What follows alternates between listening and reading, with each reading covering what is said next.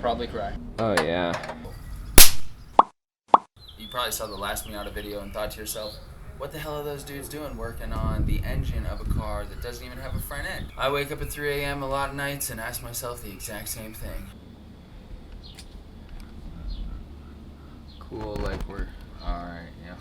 This is where I slid under the BMW X5. This part of the subframe is pushed back into the radiator. This mounting space for the headlight is bent back. And really, it's just this piece of the subframe. We took it to a bunch of different shops. Best quote we got just to straighten out the subframe was $1,800 from the boys at Bells & Bond, and they're freaking legendary. Super helpful and just honest with me, and I appreciated that. But we just decided we got to do this on our own, and we got to get it started. Sam and I have figured out a way to do this on our own. A lot of bash bars cause you to delete your bumper completely, but we want to be able to have a bash bar here, have our new subframe here, and still put a bumper on top. That's why we need to be really careful and really meticulous with all these bolt holes so that we can put a Miata bumper on our new subframe. Just started taking apart everything on the front end of the engine. So we're gonna need to like.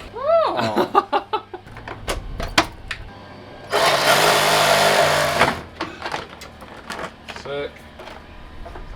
Put that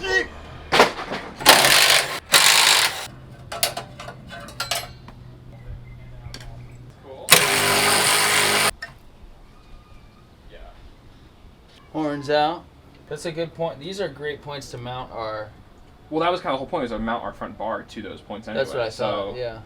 Miata has a really nice little coolant drain plug on the bottom of it that we didn't know about, and you just unscrew that, boom, all the coolant comes out. Okay, you ready? Yeah. Just drop it in there. Oh, that's sick. Oh, it's just a drain?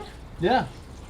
Oh, that's fucking dope. It's a sports car, bro. It's a sports car, bro. We took out the air intake, we took out the radiator and the AC condenser. You know, we had our official Freon removal man come in here and drain everything, lickety split, nice and clean. The trickiest part was getting two bolts and parts that were smashed into this subframe.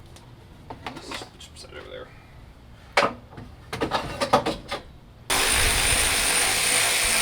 The fans are gonna be electrically connected, which are these ones.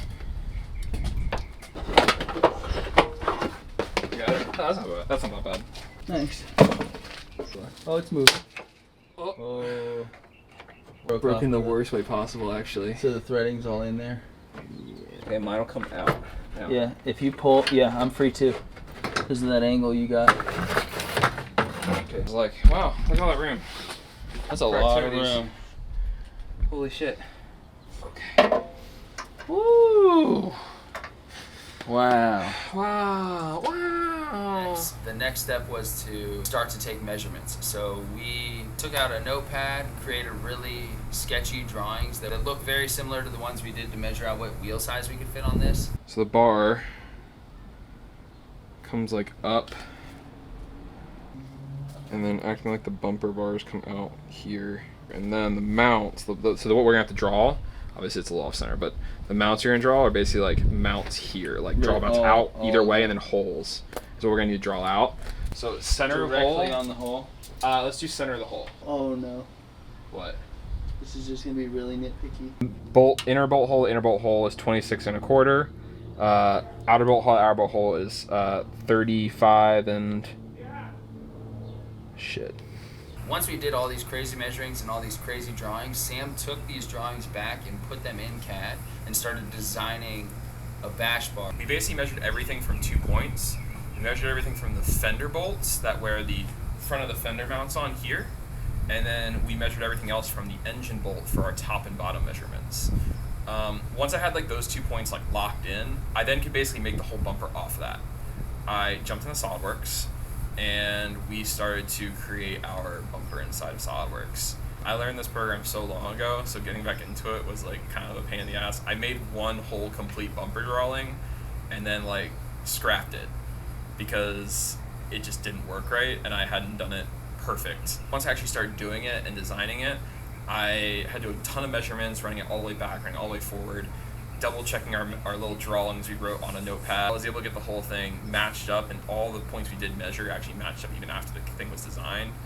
And then once I extruded it, I created this long bar on the top and this bar on the bottom, and then I decided to like actually add bars in between because it looked really cool to have the bars in between. I think it would add like a cool, like, one, to add structure, and two, to add like a nice grill to it almost in the front. Really good place to maybe mount an intercooler in the future. The only hard part about the whole thing was actually making the little S curves on either side of the bumper. So the ones that come here have to come down and then around, and they have to do this kind of shape here, and that's going to be the hardest bend about this whole thing. Everything else is pretty straightforward. You basically are going to cut this part off here, come down, and then you'll see in the CAD design, we're going to have the bar come down, around, it'll attach all the front mounting points around the top, and then 3 bars come down and mount to the core frame at the bottom, and then from the core frame it comes out the same distance as the stock plastic bash bar that is on the car and actually mounts around. And it was really important to us to make sure that it was the same size as that, so we could still put the front bumper on. And then after I was done that, I added the little jack point in the front, and it sits about 3.5 inches off the ground, 4 inches off the ground, so I think it'd be plenty of clearance. But I kind of made it so we can cut it a little bit and make it a little, we can make it a little higher if we need to, but for now, that's kind of what we got. We really won't know what's wrong with it until we make it and put it on the car.